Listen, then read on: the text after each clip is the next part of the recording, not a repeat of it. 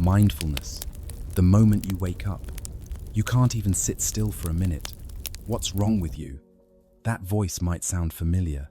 It appears the moment you try to slow down, the moment you sit in silence, the moment you decide to finally take control of your mind. And instead you find chaos. Your thoughts scatter. You start planning, remembering, worrying, replaying conversations that already happened or imagining ones that never will. Within seconds, you're gone lost in a stream of thinking that feels automatic, uncontrollable, and strangely powerful. And then comes the judgment. I'm bad at this. I can't meditate. My mind is broken. But what if all of that is wrong? What if the problem isn't that your mind wanders, but that you believe it shouldn't? Mindfulness begins with a radical shift in perspective. It's not about forcing the mind to be quiet. It's not about eliminating thoughts or achieving some perfect blank state. And it's definitely not about becoming someone different. Mindfulness is simply this: the awareness that your mind has wandered. That's it. The moment you notice you've been thinking, that is the moment you wake up. And in that moment, something powerful happens. Instead of being inside the thought, you are now observing it. Instead of being carried away, you are standing still. You are no longer unconscious. You are aware. This is the beginning of freedom. Because for most of our lives, we are not thinking, we are being thought. Our attention is constantly pulled by whatever is loudest, strongest, or most emotionally charged. We react automatically. We speak without pausing. We live on autopilot. Mindfulness interrupts that pattern. It creates a space. A small, almost invisible gap between stimulus and response, between thought and awareness. And inside that space, you have a choice. But here's where most people get it wrong. They sit down to practice mindfulness. Their mind wanders as it naturally does, and they immediately assume they've failed. They try harder. They tense up. They fight their own thoughts as if the mind were an enemy to defeat. But mindfulness is not a battle. It's a relationship. Imagine your attention like a small child learning to walk. It will stumble. It will wander. It will get distracted. And if every time it does, you respond with frustration or criticism, what happens? The child becomes afraid, tense, unstable. But if instead you respond with patience, with gentleness, with quiet encouragement, something changes. The child learns, and so does your mind. Every time you notice that your attention has drifted, and you gently bring it back without judgment, without force, you are strengthening something invisible but incredibly powerful. You are training awareness, not through control but through kindness. So the next time your mind wanders and it will pause for a moment, don't rush to fix it. Don't label it as failure. Simply notice, thinking. That single moment of recognition is not a mistake. It is the practice. It is the moment you wake up. Noticing is the real practice. There is a quiet misunderstanding that stops most people before they ever truly begin. They sit down to practice mindfulness, close their eyes, take a breath, and within seconds the mind drifts away. A thought appears, then another, then a chain reaction of memories, plans, and worries. Minutes pass before they realize what happened, and when they do realize, the reaction is almost automatic. I messed up. I can't focus. This isn't working. But here is the truth that changes everything. Noticing is not failure. Noticing is the practice. That exact moment, the moment you become aware that your mind has wandered, is the moment mindfulness is alive. It doesn't matter how long you were distracted. It doesn't matter how far your thoughts traveled. The only thing that matters is that you woke up. And yet instead of recognizing this as success, most people lay a judgment on top of it. They turn a moment of awareness into a moment of self-criticism. They respond to distraction with frustration, to wandering with blame. This is where the practice quietly breaks down. Because mindfulness is not just about attention, it's about how you treat yourself when attention slips. Imagine this. You are walking with a small puppy. It's curious, playful, full of energy. Every few steps it pulls away, chasing a sound, a smell, a moving leaf. It doesn't stay by your side. It doesn't listen perfectly. Now you have two choices.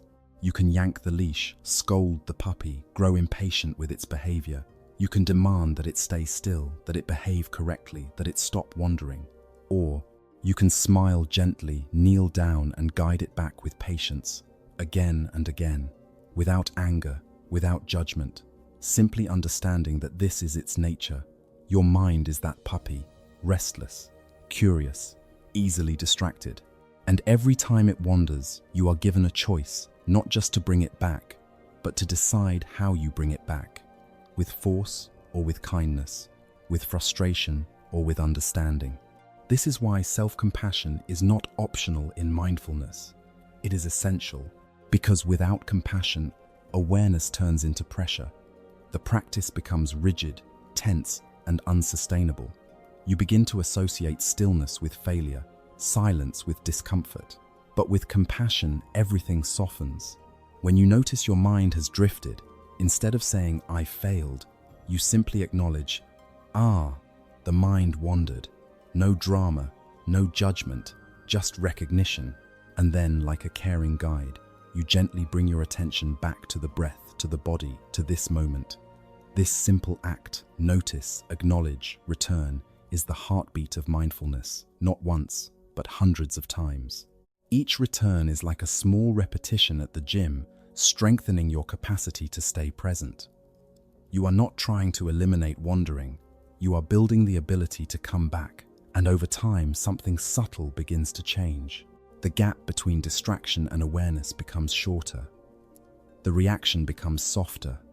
The mind, once chaotic and reactive, begins to feel more familiar, more manageable, even peaceful, not because it stopped wandering, but because you stopped fighting it. So if you ever find yourself drifting, lost in thought, caught in a story, pause, and instead of criticizing yourself, see it for what it truly is, a moment of awakening, a chance to begin again.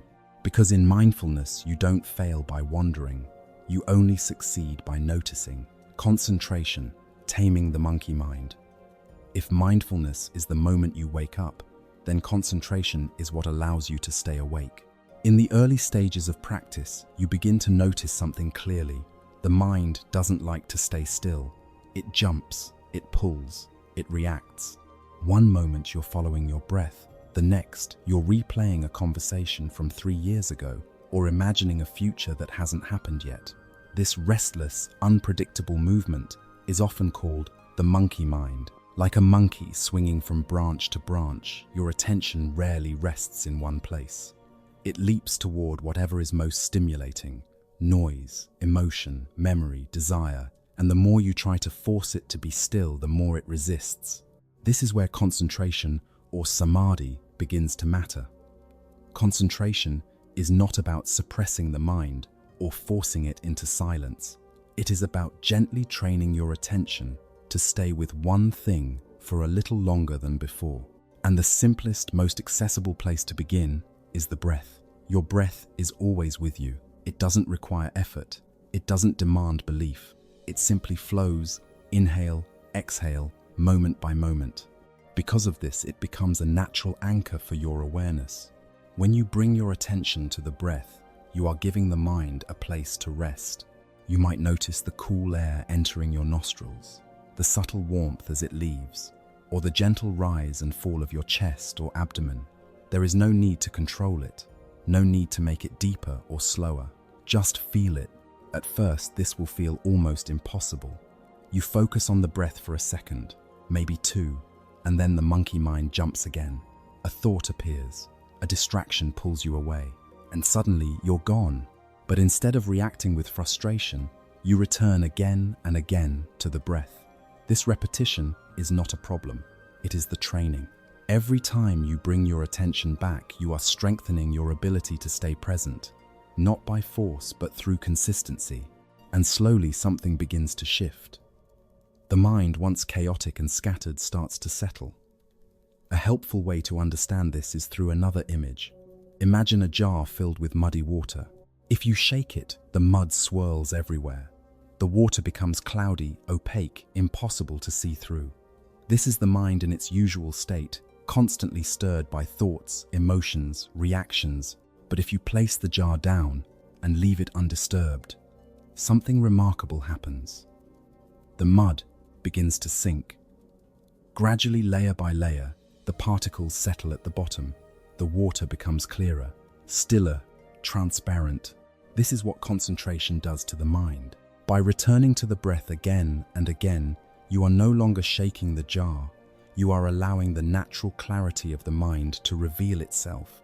And in this stillness, you may begin to experience something new, a sense of calm that isn't forced, a quiet that doesn't feel empty but full, a presence that feels stable, grounded, alive. This is not something you create. It is something you uncover. The mind, beneath all its movement, is naturally capable of clarity and peace. Concentration simply gives it the conditions to return there. But it's important to understand this process takes time. You cannot rush stillness. You cannot demand calm. If you try to control the experience trying to achieve a peaceful state, you will only create more tension. The monkey mind will become even more active. Instead, your role is simple. Return to the breath. When you get lost, return. When you get distracted, return. When you feel restless, return. Not with force, but with patience. Because every return is a step towards stability. Every moment of staying is a moment of strengthening. And over time, the monkey mind begins to soften. It doesn't disappear, but it loses its urgency. Its grip weakens. Its movements become slower, less dominant. You are no longer being pulled in every direction. You are here, present, steady, breathing. And in that steady presence, the mind begins to reveal something deeper, something that cannot be seen when everything is constantly in motion. This is the quiet power of concentration. Not control, but calm. Not suppression, but stillness. A mind that no longer needs to chase because it has finally learned how to rest. Insight, seeing reality clearly. When the mind begins to settle, something extraordinary happens. At first, it's subtle, almost easy to miss. The breath becomes steady, the body softens. The constant noise of thinking, once loud and overwhelming, fades into the background. There is space now, stillness, a quiet clarity that wasn't there before. And in that clarity, you begin to see, not in an intellectual way, not as ideas or concepts you've read in a book, but directly, viscerally, as if reality is revealing itself without needing explanation. This is insight, not something you force, not something you figure out, but something that arises when the mind is clear enough to perceive things as they truly are. For most of our lives, we don't actually see reality. We see our interpretations of it. We see through layers of memory, expectation, fear, desire. We label things instantly: good, bad, right, wrong, mine, not mine, and then we react to those labels as if they were truth. But when the mind becomes still, those layers begin to fall away, and what remains is something far more simple and far more profound. You begin to notice that everything is constantly changing. Your breath is never the same twice. Sensations in your body arise and disappear. Thoughts come and go on their own. Emotions surge, peak, and fade. Nothing stays. This is impermanence. Not as a philosophical idea, but as something you can observe moment by moment. You don't need to believe it. You can see it. And as you continue to observe, another realization begins to unfold. If everything is changing, then what exactly are you holding on to? Where is the solid, fixed self you've always assumed was there? You look closer. A thought appears. Is that you? A feeling arises. Is that you? A sensation shifts. Is that you? Everything you can observe is in motion. Everything is a process. And suddenly, the sense of a solid, permanent identity begins to loosen. This is non-self. Not the idea that you don't exist, but the realization that what you call you is not a fixed object. It's a flowing, ever-changing experience, like a river, always moving, never the same, yet somehow still recognizable. And as this insight deepens, something even more expansive begins to emerge. You start to see that nothing exists on its own. Your breath depends on the air. Your body depends on food, water, time. Your thoughts are shaped by everything you've ever experienced. Even this moment right now is the result of countless causes and conditions coming together. This is interconnectedness. Everything is linked. Nothing stands alone. And when you truly see this not as theory but as direct experience, the world begins to feel different. Softer, more open, less rigid. Because the boundaries you once believed were solid begin to dissolve. The line between you and everything else becomes less clear. The need to control, to hold, to defend begins to weaken. And in its place, something unexpected arises. A sense of ease. A quiet understanding that you don't have to force life to be a certain way.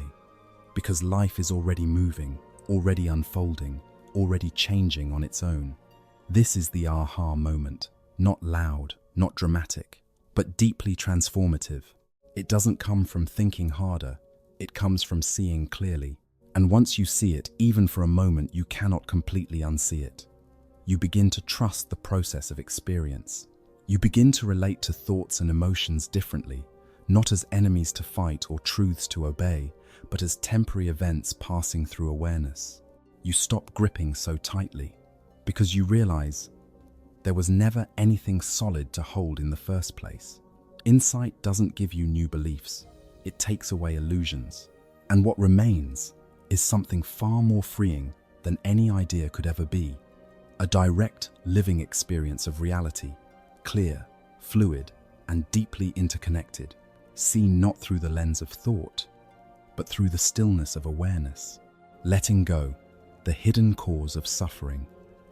As clarity deepens, you begin to notice something that was always there, but rarely seen. It's not just that the mind wanders. It's not just that thoughts come and go. It's what the mind does with those thoughts. It holds on, tightly, almost instinctively. You start to see it everywhere. In the way you replay a conversation, wishing it had gone differently. In the way you cling to a future outcome, believing everything will finally be okay once it happens. In the way you hold on to a person, not just loving them, but needing them to act, think, or feel in a certain way to preserve your sense of stability. This is attachment. And at first, it doesn't look like a problem. It looks like care. It looks like ambition. It looks like identity. But when you look closer, you begin to feel its weight. Because attachment is not just holding something, it is the fear of losing it. And that fear quietly shapes your entire experience. You become attached to outcomes, needing things to go a certain way. If they do, you feel relief.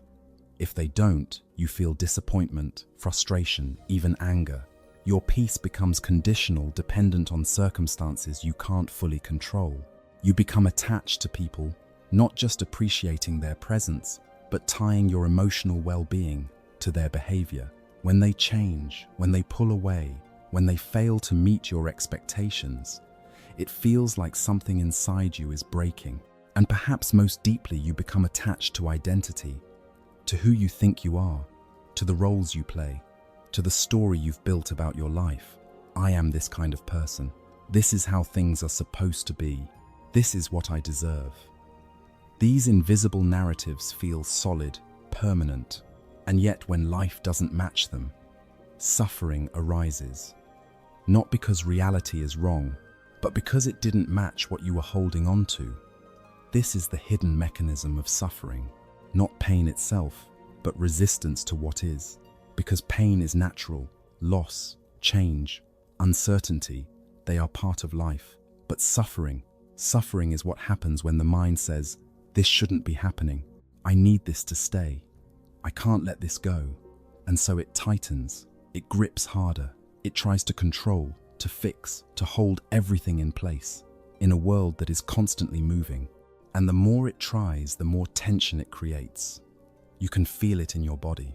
A subtle clenching, a tightening in the chest, a sense of holding your breath, waiting for things to be just right. But life doesn't wait, it changes anyway, and suddenly what you were holding onto begins to slip. A plan falls apart, a relationship shifts, an identity no longer fits. And in that moment, the suffering intensifies, not because of the event itself, but because of how tightly you were holding it. This is where the emotional weight builds, not in one dramatic moment, but slowly, layer by layer. Expectation, control, fear, until what once felt like stability becomes a burden. And here lies the quiet truth. What you are holding onto may not be supporting you anymore. It may be exhausting you, limiting you, keeping you stuck. But the mind resists this realization because letting go feels dangerous. It feels like losing control, like giving up, like becoming empty.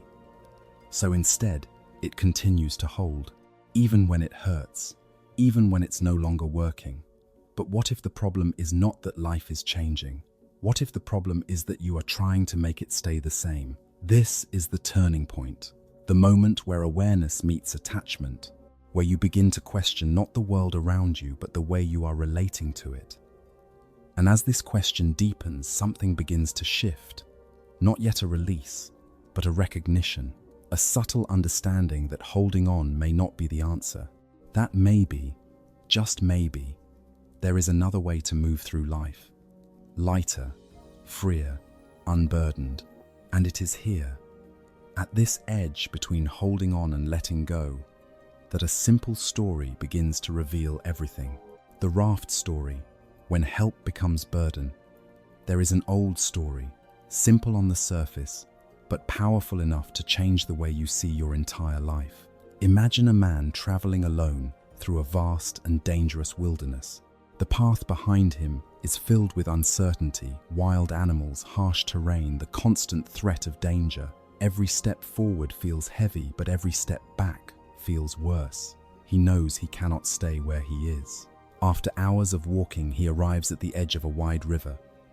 The water is dark and restless, moving with strong, unpredictable currents. There is no bridge, no boat, no easy way across. He stands there looking from one side to the other. Behind him is danger. In front of him is possibility. But between the two is fear. He knows that staying here is not safe, but crossing the river feels just as uncertain. The current could pull him under. The journey across could cost him everything. So he does something remarkable. He begins to build. Using what he can find, fallen branches, strong vines, pieces of wood, he gathers materials with care and intention. Slowly, patiently, he constructs a small raft. It is not perfect. It is rough, fragile, and uncertain, but it is enough. With effort and courage, he pushes the raft into the water and climbs on. The river fights back. The current pulls. The raft shakes. The water splashes against his body as he struggles to stay balanced. Every moment feels like a test of survival, but he keeps going, paddling, adjusting, holding on. And after what feels like an eternity, he reaches the other side, safe, alive, free from the dangers he left behind. He steps onto solid ground, exhausted but relieved. His heart is full of gratitude for his effort, for his resilience, and most of all, for the raft. Because without it, he would never have made it across. He looks back at the river, then at the raft, and he thinks to himself, "This raft saved my life. It carried me through danger. It deserves to stay with me. I might need it again." So instead of leaving it behind, he lifts it. He hoists the heavy water-soaked raft onto his back and continues walking. At first, it feels like the right decision, but as he moves forward, something begins to change. The land ahead is beautiful, open fields, soft grass, fresh air, but he can't fully experience it. The weight of the raft presses down on him with every step. His shoulders ache, his breath becomes heavier. He tries to walk through a forest, but the raft gets caught in the branches. He tries to climb a hill, but the burden slows him down. What once carried him now holds him back. What once saved him now exhausts him. And still, he refuses to let it go, because in his mind, the raft is not just a tool anymore. It has become something else, a symbol, a memory, a part of his identity. This is what helped me survive. This is part of my journey. I can't just leave it behind. And so he continues. struggling under the weight of something that no longer serves him. This is the turning point of the story. Because the question is not about the raft, the question is about you. What are you carrying that once helped you but no longer does? A belief that protected you in the past but now limits you. A relationship you hold on to even though it drains you. An identity you built but no longer fits who you are becoming. Just like the man, you may have built these things out of necessity. They helped you survive. They guided you through difficult times, and for that they deserve gratitude, but they were never meant to be carried forever. The wisdom of this story is not about rejection. It is about understanding purpose. A wise person standing on the far shore would look at the raft with appreciation and then gently leave it behind, not because it wasn't valuable, but because its purpose has been fulfilled. The raft was meant to help him cross the river, not to be carried for the rest of his life. And the same is true for so many things you hold on to. Your past experiences, your roles, your strategies for survival. They were necessary once, but if you cling to them, they become weight. This is the paradox. The very things that once liberated you can become the very things that imprison you. And freedom begins the moment you recognize this. The moment you stop asking, how do I hold on to this? And start asking, is it time to let this go? Because not everything that helped you in the past belongs in your future. And sometimes the most powerful step forward is not carrying more, but finally putting something down. True freedom, needing less, not having more. After the story of the raft, a quiet question lingers. If letting go is the path, then what does real freedom actually look like? Most of us have been taught that freedom comes from accumulation, more success, more control, more certainty, more of everything. We believe that if we can just secure the right outcomes, hold on to the right people, and build a stable identity that never changes, then we will finally feel safe. But experience keeps proving otherwise. Because no matter how much you gain the fear of losing, it remains. This is where a deeper understanding begins to emerge. Freedom is not about having more. It is about needing less. Not less love, not less meaning, but less attachment to how those things must appear. This is the essence of non-attachment, and it is often misunderstood. Non-attachment does not mean indifference. It does not mean distancing yourself from life or becoming emotionally numb. It is not about withdrawing from relationships or abandoning ambition. In fact, it is the opposite. Non-attachment allows you to engage more fully because you are no longer controlled by fear. When you are attached, your love becomes conditional. You don't just love someone. You need them to behave a certain way, to stay, to understand you, to fulfill an expectation that exists in your mind. And when they don't, tension arises. You begin to control, to fix, to hold tighter, believing that this will preserve the connection, but often it suffocates it. Non-attachment changes this dynamic. You still care, you still love, but you no longer demand that life unfolds according to your script.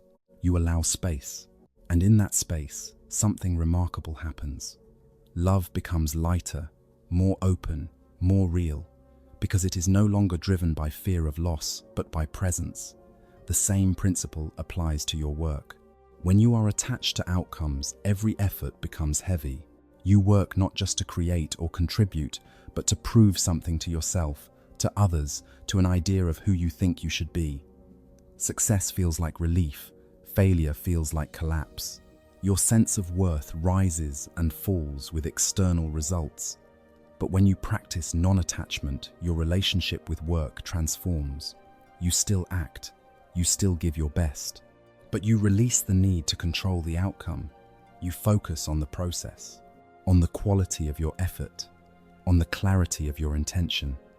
And paradoxically, this often leads to better results, not because you are trying harder, but because you are no longer paralyzed by fear.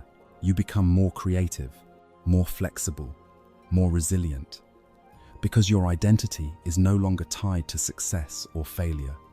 It is grounded in something deeper. The same is true in your relationship with yourself. Attachment to identity can be one of the heaviest burdens you carry. I am this kind of person. I must always be this way. This is who I am. These beliefs feel stable, but they can also become cages, because life is constantly changing, and so are you. Non-attachment allows you to evolve, to release outdated versions of yourself without resistance, to grow without feeling like you are losing something. You begin to see identity not as something fixed, but as something fluid, a process, not a definition. And with that, a new kind of freedom emerges. Not the freedom of control, but the freedom of flexibility. The freedom to respond rather than react, to love without holding on, to act without clinging to results, to live without constantly trying to freeze life into something permanent. This freedom is quiet. It doesn't announce itself, but you can feel it in the absence of tension, in the softness of your breath, in the way you move through the world with less resistance. You still experience joy, you still feel pain, but neither defines you because you are no longer trying to possess life. You are participating in it, fully, openly, and without the need to hold it still. This is the paradox of true freedom. The moment you stop trying to control everything is the moment you are finally free. Emptiness, the truth that changes everything. There comes a point in the journey where even letting go is not enough. You've seen how the mind wanders. You've learnt to return. You've begun to release what you once held tightly, and yet something deeper still remains. A subtle assumption, so familiar, you rarely question it. The belief that things, people, objects, even you exist as separate solid entities. This is where the teaching of emptiness or shunyata begins, and at first it can feel unsettling, because the word emptiness sounds like nothingness, like absence, like something is being taken away. But this is a misunderstanding. Emptiness does not mean that nothing exists. It means that nothing exists independently. Everything that appears solid is actually a web of relationships. Everything you see, touch, and experience is the result of countless conditions coming together in this moment. To understand this, imagine a simple cup. You hold it in your hand. It feels real, solid, obvious. This is a cup. But look closer. Is the clay the cup? No, the clay came from the earth. Is the shape the cup? That shape was formed by a potter, shaped by hands, tools, and intention. Is the water inside the cup the cup? No, that is something else entirely. So where exactly is the cup? What you call a cup is not a single thing. It is a collection of elements, earth, water, human effort, time, all coming together in a temporary form. The cup is empty of being a separate, independent object. But because of that, it is full of everything.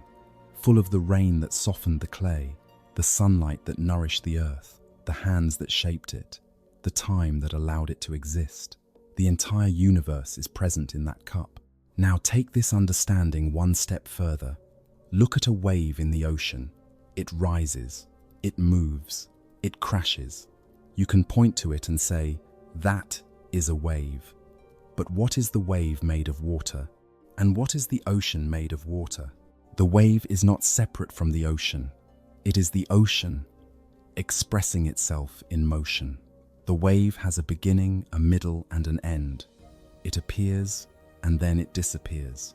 But the water itself remains. The wave is empty of a separate self. It does not exist independently. It is part of something larger, inseparable from the whole. And then quietly this insight turns inward.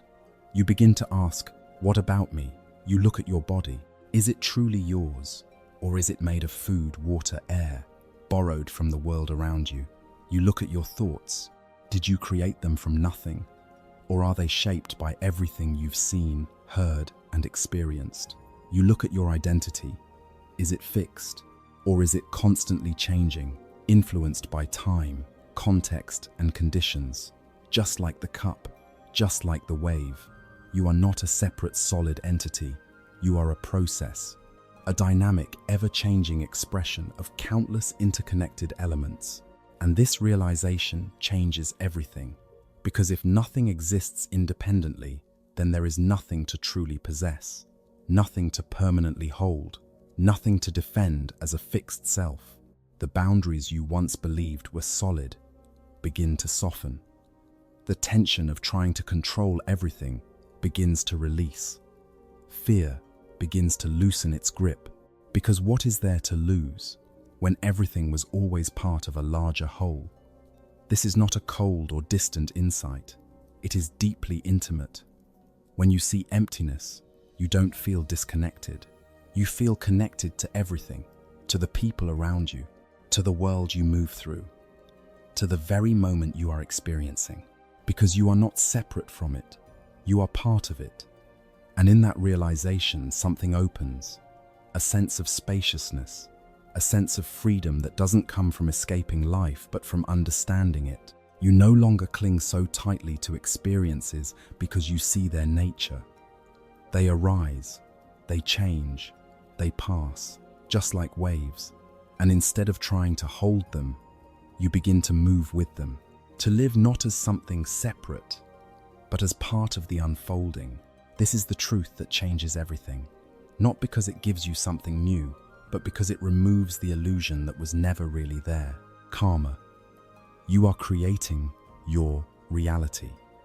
After seeing the nature of mind, after learning to let go, after understanding that nothing exists independently, a new question arises. If everything is interconnected and nothing is fixed, then what shapes our life? What determines whether we suffer or find peace? This is where the teaching of karma becomes essential. And like many profound ideas, it is often misunderstood. Karma is not fate. It is not a system of reward and punishment. It is not something imposed on you by an external force. Karma is much simpler and far more powerful. Karma is intention in action. It is the truth that what you do matters, but more importantly, why you do it matters. Every thought, every word, every action begins with an intention, and that intention plants a seed. Over time, those seeds grow into experiences, into patterns, into habits, into the very reality you live in. This means something deeply empowering. You are not a passive observer of your life. You are an active participant in creating it. To understand this more clearly, imagine a simple story. Two farmers lived side by side in a quiet valley. They worked the same land, planted the same crops, and relied on the same seasons. Their lives were nearly identical. One year, just before harvest, a violent storm swept through the valley. The winds were relentless. The rain was unforgiving. Within hours, the fields were destroyed. Months of hard work gone. Both farmers stood at the edge of their land, looking at the same devastation, the same event, the same loss. But what happened next was entirely different. The first farmer felt anger rise immediately. "This is unfair," he shouted. "Why does this always happen to me?" His mind filled with blame and frustration. He replayed the loss over and over, feeding the feeling of injustice. He withdrew from his family, snapping at those who tried to comfort him. He looked at his neighbors with resentment, assuming they had somehow been luckier. His actions, driven by anger and bitterness, began to shape his world. Relationships weakened. Isolation grew. The suffering didn't come only from the storm, but from how he responded to it. The second farmer also felt the pain. He stood in silence, allowing himself to feel the loss. The sadness was real. The disappointment was undeniable. But after that moment, something shifted. "This has happened," he said quietly. "I cannot change it. What can I do now?" Instead of resisting reality, he accepted it.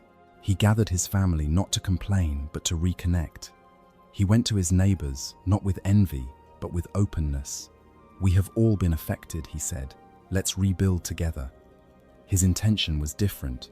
Not anger, but understanding. Not blame, but cooperation. And from that intention, his actions changed. He created connection instead of isolation, resilience instead of despair. Over time, his experience of the same event became entirely different. The storm was the same, but the outcome was not. This is karma. Not the event itself, but the relationship you create with it. Not what happens to you, but how you respond. Every moment you are planting seeds. When your intention is rooted in fear, anger, or grasping, those seeds grow into tension, conflict, and dissatisfaction. But when your intention is rooted in clarity, kindness, and awareness, something else begins to grow.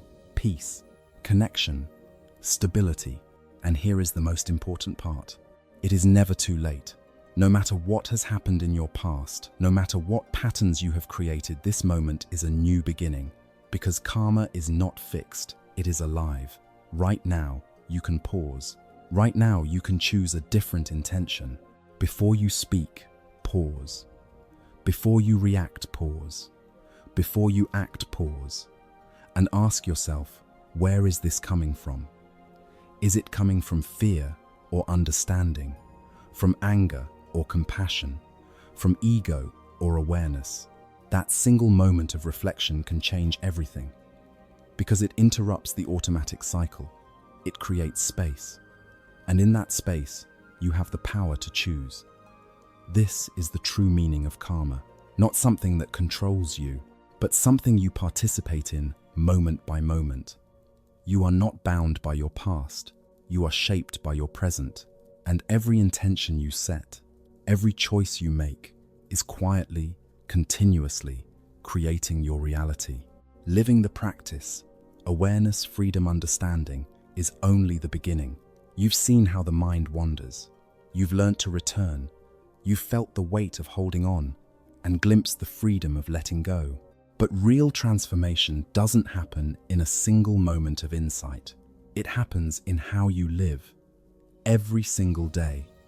Because mindfulness is not something you visit, it is something you become. And the way you begin is simple. In the morning, before the world rushes in, take a quiet moment. Before checking your phone, before stepping into responsibilities, before reacting to anything at all, pause, take one slow breath, and set a gentle intention for the day. It doesn't have to be complicated. Today, I will be patient.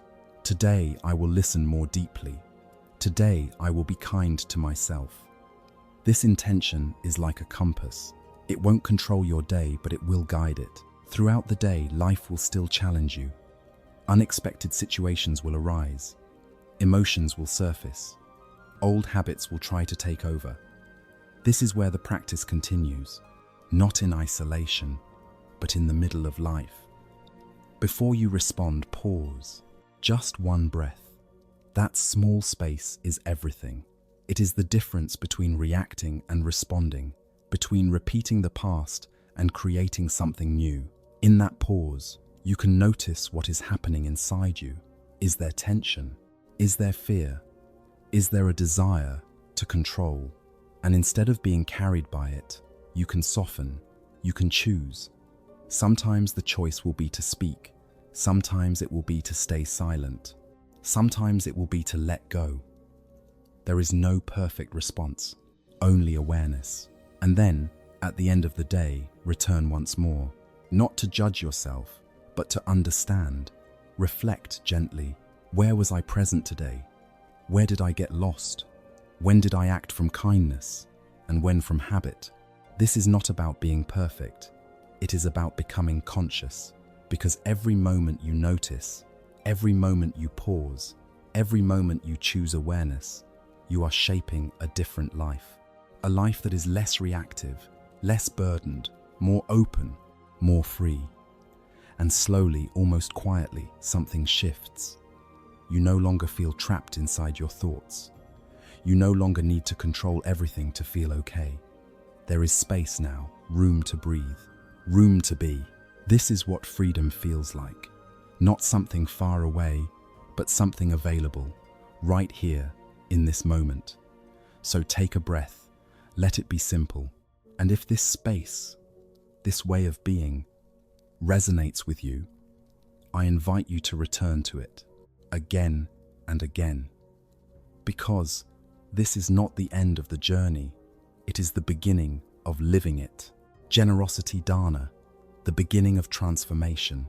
What if the smallest thing you do today, quietly, almost invisibly, could begin to change the entire direction of your life? Not a big decision, not a dramatic breakthrough, just a moment, a simple act, a choice so subtle that no one else may even notice. Imagine this. You're having a difficult day. Your mind is crowded, your emotions tight, your thoughts looping in the same familiar patterns. Everything feels heavy, as if you're carrying something you can't quite put down. And then in the middle of that weight, you pause, and you choose to give. You offer a genuine smile to someone who didn't expect it. You listen, truly listen, without interrupting, without preparing your reply. You send a kind message not because you have to, but because you feel it. Nothing changes on the outside. The world looks the same, but something shifts within you. In Buddhist teaching, this is called dana, the practice of generosity, but it is often misunderstood. People think generosity means giving money, making large sacrifices, or doing something visibly meaningful. In truth, dana begins in a much quieter place. It begins with intention, because generosity is not about what you give. It is about the state of mind you give from. You can give a great deal and still be trapped in ego, seeking recognition, approval, or control. Or you can give something incredibly small and yet feel a deep sense of openness, connection, and peace. That's the difference. When you give with a pure intention, simply wishing another person well, you interrupt the constant habit of self-centered thinking. For a moment, the me that is always calculating, protecting, comparing, softens. And in that softening, something profound happens. You begin to feel lighter, because the mind that is always focused on itself is a heavy mind. It carries expectations, fears, judgments, and endless desires. But when you give, even in the simplest way, you step outside of that pattern. You loosen the grip of the self. This is why generosity is not just a moral act. It is a psychological and spiritual transformation. Think about the moments when you felt most at ease, most open, most alive. Often they weren't when you were getting something. They were when you were giving your time, your attention, your care, without asking for anything in return. In those moments, the boundary between you and others begins to dissolve. You are no longer isolated inside your own concerns. You are connected, and that connection is where peace begins. Dana is the first step on the path, because it gently breaks the illusion that you are separate, that you must always protect and prioritize yourself above all else. It shows you through direct experience that there is another way to live, a way that feels lighter, freer, and more meaningful. So today, don't look for something big. Look for something small, a word, a gesture, a moment of presence, and give it freely, because sometimes the simplest act is the beginning of everything. Nirvana, the most misunderstood goal. Nirvana is not what you think. For many people, the word immediately brings up images of a distant paradise, a perfect place you go to after death, somewhere peaceful, quiet, untouched by pain, a kind of spiritual reward waiting at the end of a long journey. But this idea, as comforting as it may sound, is one of the biggest misunderstandings, because nirvana is not a place. It is not something you travel to, and it is not something reserved for the afterlife. Nirvana is a state of being, one that is available here in this life, in this very moment. The word itself means to extinguish or to blow out, like a flame going quiet. But what exactly is being extinguished? Not life, not emotion, not your humanity. What fades away are the inner fires that quietly burn within the mind, the fires that create suffering again and again, no matter the external circumstances. In Buddhist teaching, these fires are known as three roots: greed, hatred, and delusion. Greed is not just about material desire. It is the constant craving for more, for better experiences, more recognition, more control. It whispers, "This is not enough," even when everything is already here. It keeps the mind restless, always reaching forward, never at peace.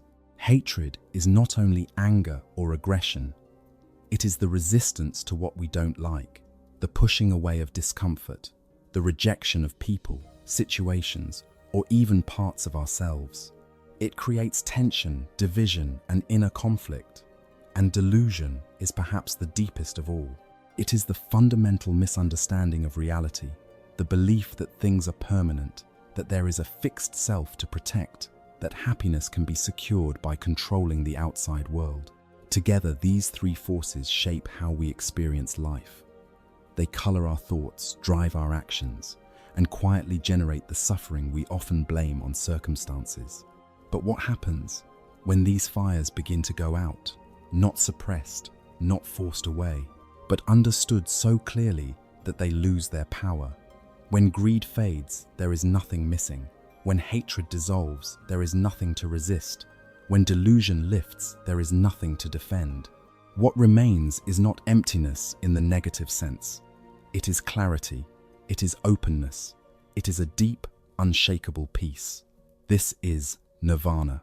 It is not a dramatic explosion of bliss or a permanent state of emotional high. In fact, it can feel surprisingly ordinary, like a quiet mind that is no longer fighting itself, like standing in the middle of life, fully present, without needing it to be different. You still feel joy and pain. You still experience the world. But the second layer of suffering, the reaction, the story, the resistance is gone. Imagine touching something hot. The first sensation is pain. That's natural. But the mind quickly adds a second layer. Why did this happen? This shouldn't be happening. I hate this. That second arrow is where suffering grows.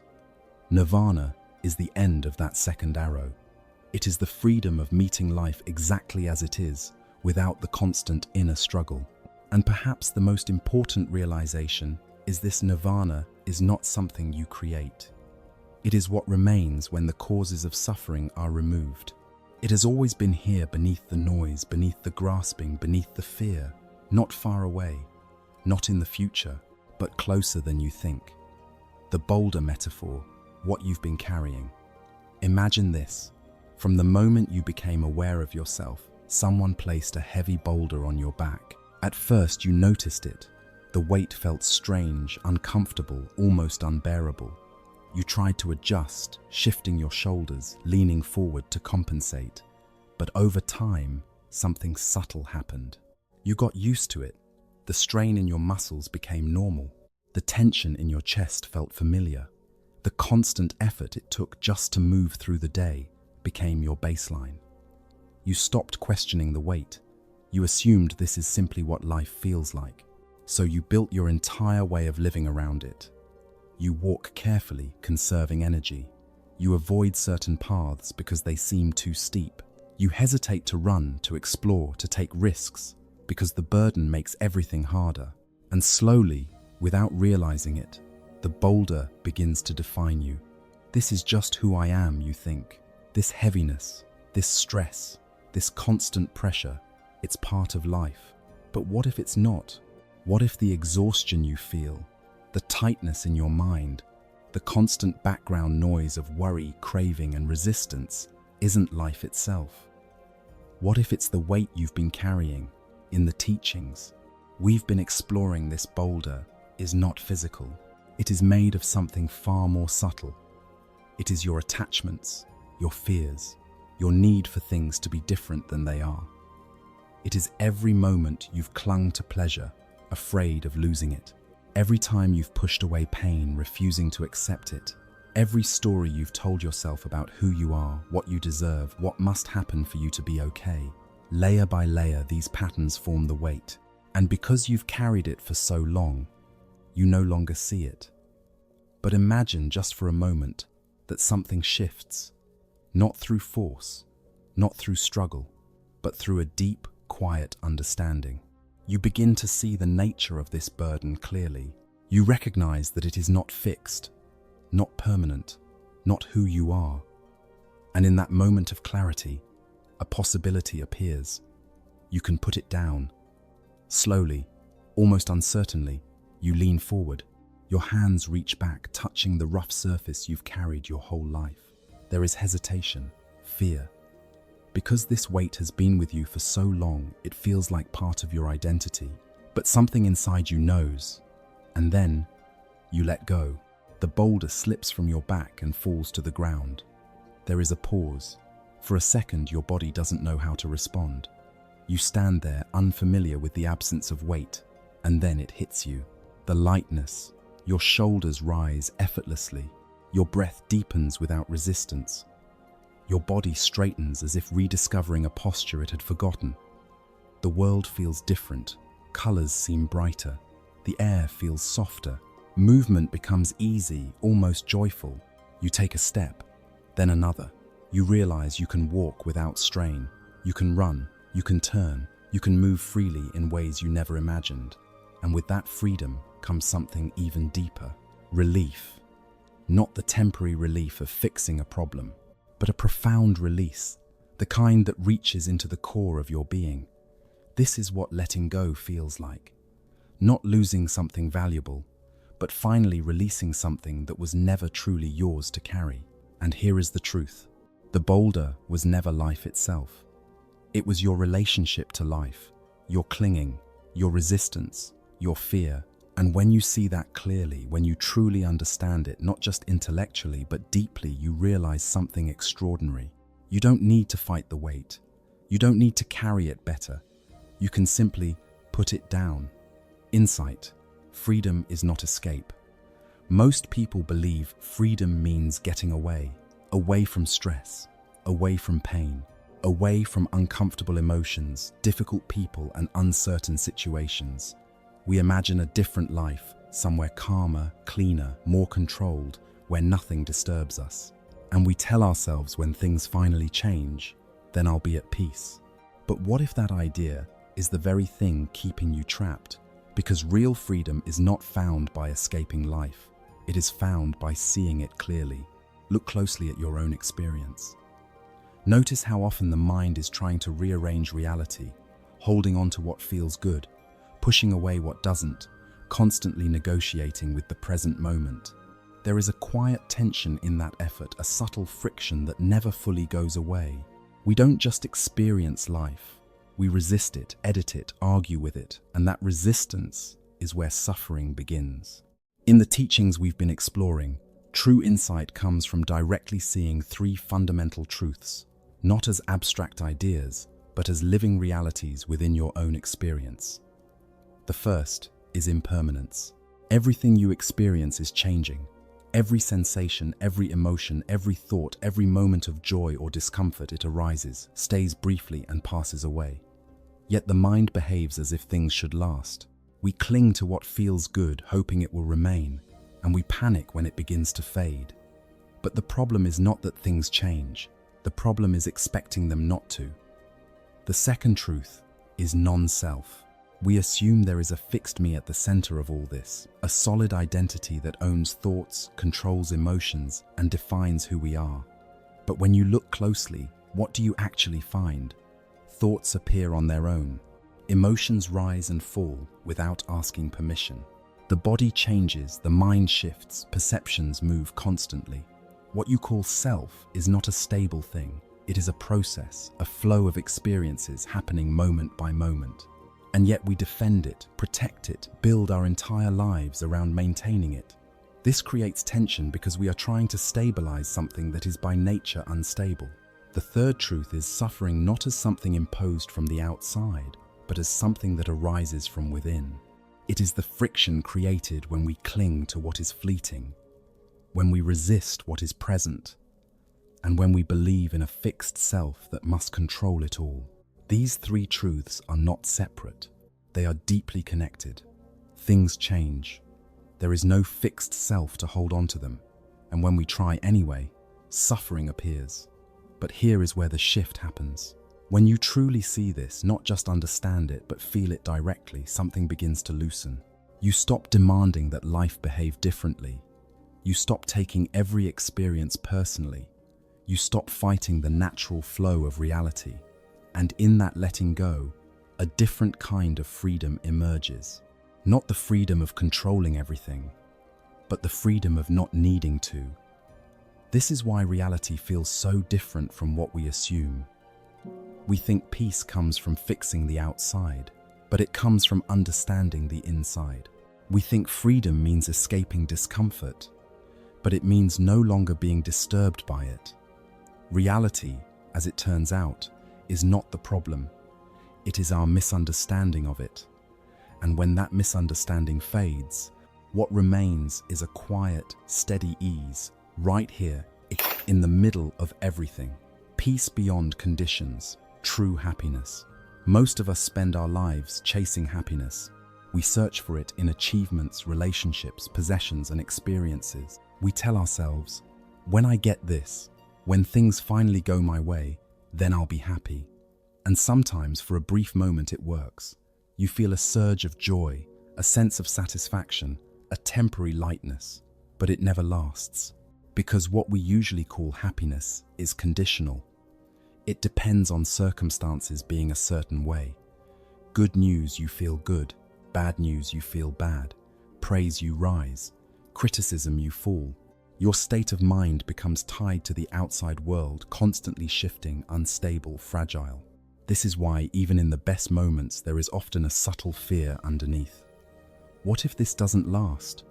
Now compare that to something deeper, not excitement, not pleasure, but a quiet, steady sense of ease that doesn't collapse when things change.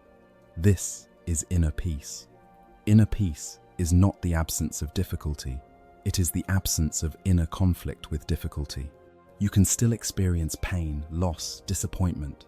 Life doesn't suddenly become perfect, but something inside you no longer reacts in the same way. The mind stops adding unnecessary layers of resistance, judgment, and story. In Buddhist teaching, this is described through the idea of the second arrow. The first arrow is unavoidable. It is the natural pain of life, physical discomfort, emotional hurt, unexpected loss. But the second arrow is optional. It is the reaction.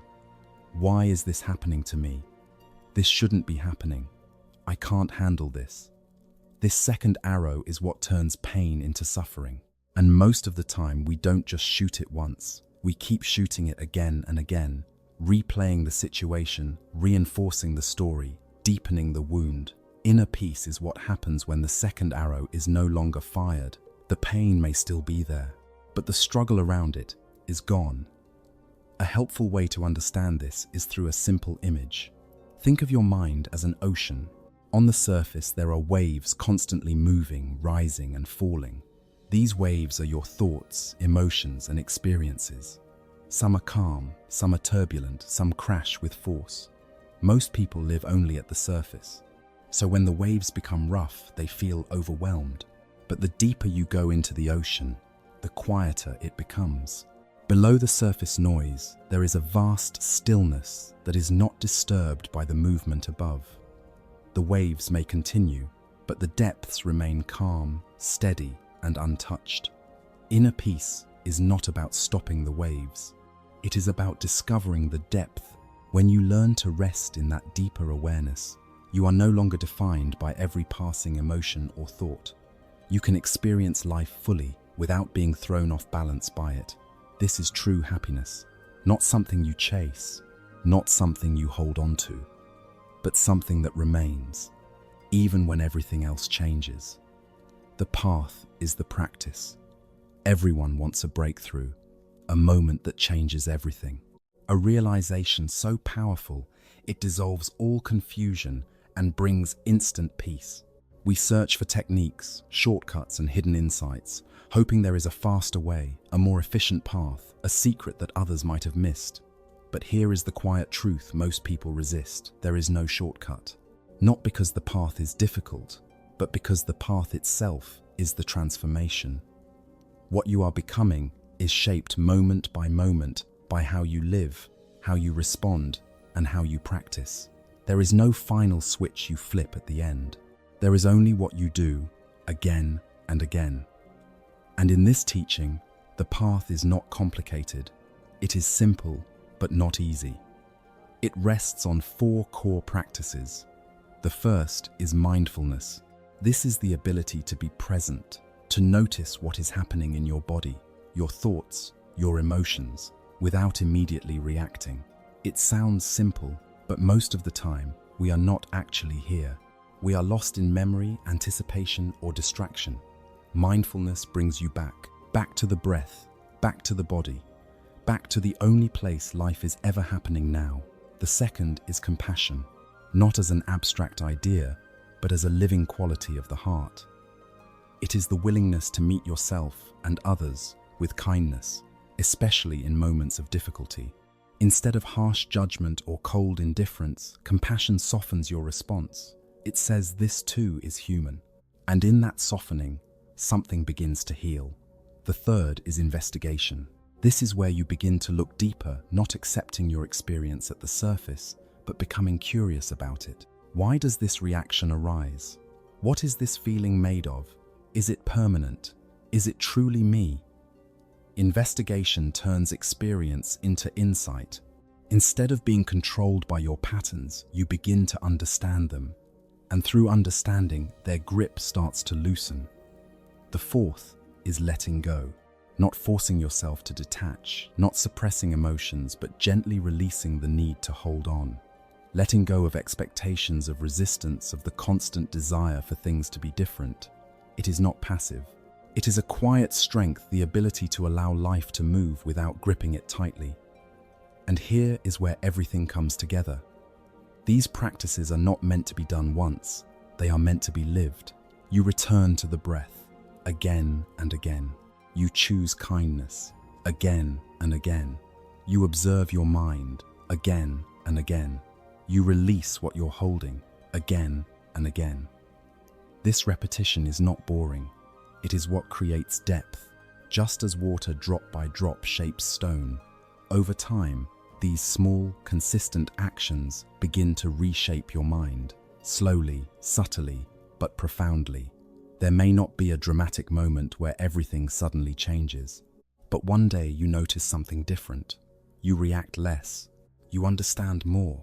You hold things more lightly, and you realize the path has been working all along, because the goal was never separate from the journey. The way you practice is the way you live, and the way you live becomes who you are.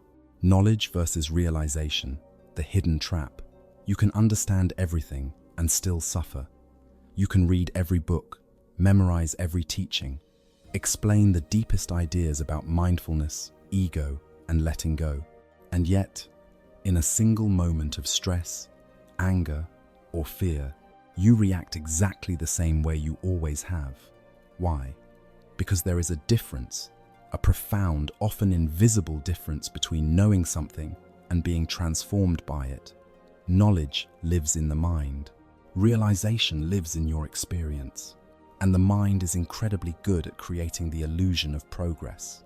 When you can explain something clearly, it feels like you've mastered it. When you can speak about non-attachment, it feels like you've let go. When you understand concepts like impermanence or no self, it feels like you've gone deeper. But understanding is not the same as freedom. It is only the map. And many people spend their lives collecting maps without ever walking the terrain. This is the hidden trap, because knowledge gives you a sense of control. It organizes reality into ideas that feel manageable. It allows you to say, I know how this works. And in that knowing, the ego finds a new identity, the one who understands. But the real test is not what you can explain. It is how you respond. When someone criticizes you, do you become defensive? When things don't go your way, do you resist, complain, tighten inside? When discomfort arises, do you try to escape it immediately? In those moments, your true level of understanding is revealed. Not the version you think you have, but the one you live. Think about how often this shows up in everyday life. You know that stress is harmful, but you still overthink at night. You understand that anger doesn't help, but you still react instantly. You've heard that you should be present, but your mind is constantly somewhere else. This is not failure, it is clarity. It shows you where knowledge has not yet become realization. Because real transformation doesn't happen through ideas alone. It happens when those ideas are tested, when they meet real situations, real emotions, real pressure. And that's where the gap becomes visible. The gap between what you say you understand and what your mind actually does. At first, this can feel uncomfortable, even discouraging. You might wonder, what's the point of learning all this if I still react the same way? But this is actually the beginning of something deeper. Because once you see the gap clearly, you can no longer pretend that knowledge is enough. You begin to understand that real change requires something more: practice, presence, and direct experience. It requires stepping out of explanation and into observation, out of theory and into reality. And often life itself becomes the teacher, not through calm, controlled situations, but through moments that catch you off guard, moments that trigger you, moments that expose your reactions, moments where everything you thought you understood is suddenly put to the test. These are not obstacles, they are invitations. Because it is exactly in these moments when your concepts are no longer enough that real insight begins. And sometimes it only takes one unexpected moment to reveal everything you haven't yet seen. The Yamaoka story, when reality hits. There was once a young Zen student named Yamaoka. Brilliant, disciplined, and deeply devoted to his studies. He had spent years immersing himself in Buddhist philosophy. He could explain the most subtle teachings with precision, emptiness, non-duality, the illusion of the self. To him, these were no longer abstract ideas. They felt like truths he had fully grasped. And with that understanding came a quiet confidence. Not arrogance in an obvious sense, but a subtle certainty. I understand this. He had heard of a renowned master named Doan, a teacher known not for long explanations, but for direct insight. So Yamaoka decided to visit him, perhaps to confirm what he already believed, that he had reached a high level of realization. When he arrived, the setting was simple. No grand temple, no dramatic atmosphere, just a quiet room where Master Doan sat calmly smoking his bamboo pipe. Yamaoka bowed respectfully and began to speak. With clarity and conviction, he presented his understanding of reality. There is no true self. There is no separate existence. All things are empty. There is nothing to attain, nothing to realize. No teacher, no student, because all distinctions are illusions. His words flowed smoothly, like someone who had rehearsed them many times, not just memorized, but believed. Throughout the entire explanation, Master Doan said nothing. He simply listened, calm, silent, unmoved. Yamaoka finished waiting. He expected acknowledgement, perhaps a question, maybe even approval. But instead, something unexpected happened. Without a word, Master Doan lifted his pipe and struck Yamaoka sharply on the head. The sound was sudden, the pain immediate, and in that instant, everything changed. Yamaoka jumped up, his face flushed with shock and anger. "What are you doing?" he shouted. "How dare you hit me? I came here with respect to discuss the teachings." All his calm understanding vanished. All his talk of emptiness disappeared. What remained was raw, undeniable reaction. Anger, defensiveness, ego. Master Doan looked at him quietly, almost gently, and then he asked a single question. If nothing exists, where did this anger come from? Silence. Yamaoka stood there, unable to respond. Because in that moment, something had been revealed. Something no amount of study had shown him before. His knowledge was real, but it had not yet transformed him. He could speak about the absence of self, but he still reacted as if that self was solid, threatened, and in need of defense. The truth he believed he understood had not yet been lived. This is the power of the story. It doesn't dismiss knowledge. It doesn't say study is useless, but it exposes the gap, the space between intellectual understanding and direct realization. Yamaoka's mistake was not that he studied deeply. It was that he mistook clarity of thought for freedom of mind. Because real understanding is not measured by how well you can explain something. It is revealed in the moment you are challenged, when something unexpected happens, when you are criticized, hurt, or confronted. Do you remain open, or do you react instantly? defending an identity you believe is you. This is where truth becomes real, not in calm discussions, but in uncomfortable moments. The strike of the pipe was not punishment.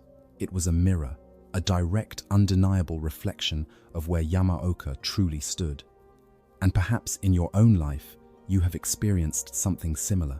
A moment where everything you thought you understood collapsed under pressure.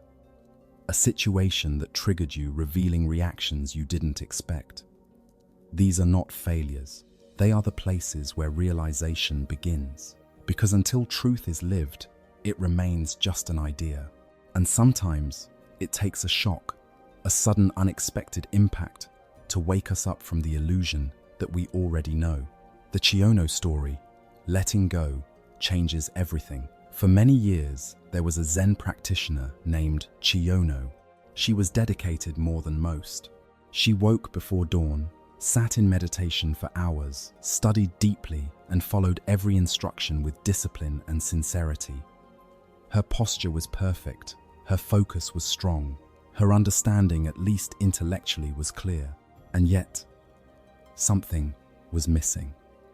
No matter how hard she tried, no matter how many hours she practiced, the final breakthrough, the moment of true awakening, remained just out of reach. She could feel it, close, but not here. And so she did what most of us do when something feels just beyond our grasp. She tried harder, more effort, more discipline, more control. But the harder she reached, the further it seemed. Years passed this way, quietly, repeatedly, a cycle of striving and subtle frustration, until one ordinary night changed everything. It was late, the air was still, the world had softened into silence. Chiyono was walking back to her room after a long day of practice, carrying a simple wooden bucket filled with water. The bucket was old, held together by thin bamboo strips worn down by time and use. It had served her faithfully for years, but it was fragile, barely holding together. As she walked through the courtyard, something caught her attention. The moon, full and luminous in the night sky. But more than that, it was reflected in the water she was carrying. Inside that small, fragile bucket was a perfect image of the moon, clear, still, complete. She slowed her steps, mesmerized. With each movement, the reflection shimmered slightly, dancing with the surface of the water. It felt almost sacred, as if she were carrying something precious, something alive. For a moment, everything else disappeared. There was only the quiet night, the soft glow of the moon, and this perfect reflection she was holding so carefully. And then, without warning, crack. The bamboo strips gave way. The bottom of the bucket broke. Water rushed out instantly, spilling onto the ground in a single, irreversible motion. And just like that, the reflection of the moon vanished. Gone. No water, no image, nothing left to hold. In that exact moment, standing there watching the moon disappear from her grasp, something inside Chiyono shifted. Not slowly, not gradually, but completely. All the years of effort, all the striving, all the trying to capture awakening suddenly made sense. She saw it clearly. What she had been chasing was never something to hold. Just like the moon in the water, it only appeared to exist in a form she could grasp. But the moment the container broke, the illusion disappeared, and what remained was the real moon still shining above untouched. Awareness had never been inside the bucket. It had always been here. She laughed. Not out of confusion, but out of release. The seeking stopped, not because she found what she was looking for, but because she realized it had never been missing. This is the insight. We spend so much of our lives trying to capture something: peace, clarity, happiness, as if it were an object we could hold, protect, and keep. We build containers for it, ideas, practices, identities. We say, if I do this enough, if I become this kind of person, then I will finally arrive. But in doing so, we create the very separation we're trying to overcome. We turn something immediate into something distant. Chiyono's awakening didn't come from gaining something new. It came from losing what she was holding onto.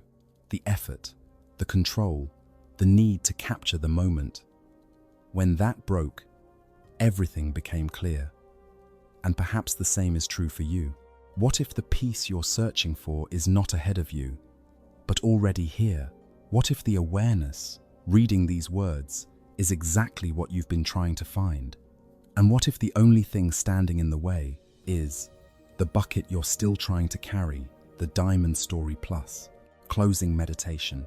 One afternoon, a young student found a strange stone by the river. It wasn't shining brightly. It didn't look extraordinary at first glance, but something about it felt different. Curious, he brought it to his teacher. The master looked at it briefly, then said, "Take this to the market. Ask people what it's worth, but no matter what they offer, do not sell it." So the student went. First, he approached a fruit seller. The man glanced at the stone and shrugged. "It's nice," he said. "I'll give you 10 oranges for it." The student smiled politely and walked on. Next, he showed it to a vegetable merchant. She examined it more carefully. "It's interesting," she said. "I'll give you a sack of potatoes, enough to feed you for weeks." Still, the student declined. Then he visited a goldsmith. This time, the reaction changed. The goldsmith held the stone under the light, turning it slowly. His eyes widened. "This is no ordinary stone," he said. "I'll give you 500 gold coins for it." The student hesitated, but remembered his teacher's words. He moved on. Finally, he went to the most respected jeweler in the city. The old man took one look at the stone and fell silent. He examined it carefully, almost reverently. Minutes passed. Then he looked up, his voice quiet but certain. "This is one of the most valuable diamonds I have ever seen. It is beyond price. I could sell everything I own and still not afford it." The student returned to his teacher confused. How can the same stone be worth 10 oranges, 500 coins, and also be priceless? The master smiled. "The stone never changed," he said. "Only the eyes that looked at it did." And then he added gently, "Your life is like that diamond. This is the insight. Your worth does not come from how others see you. It is not defined by your achievements, your appearance, or your circumstances. Yet most of the time, we evaluate ourselves through limited perception. We listen to voices that cannot truly see us. We measure ourselves using shallow standards. We accept valuations that fall far below our true nature. Like the fruit seller, like the merchant, we begin to believe we are worth only what others can recognize. But your value has never been reduced, only misunderstood. And the more clearly you see, the more that truth becomes undeniable. So now, before we end, take a moment. Close your eyes if you can. Take a slow breath in and a gentle breath out. Let your body soften. Bring your attention inward, not to your thoughts, but to the simple awareness that is noticing them. This awareness, it does not need to prove anything. It does not need to become anything. It is already here, quiet, present, complete. Rest in that for a moment. Let go of the need to evaluate yourself. Let go of the need to compare, to improve, to fix. Just be. Like the diamond, your nature is not something to build. It is something to recognize. And the more you return to this space, the more clearly you will see it. So if something in this journey has shifted the way you see yourself even slightly, stay with it. Keep exploring, keep practicing, keep returning to this quiet awareness, because the path you are walking is already leading you home. If this changed how you see yourself, stay on this path.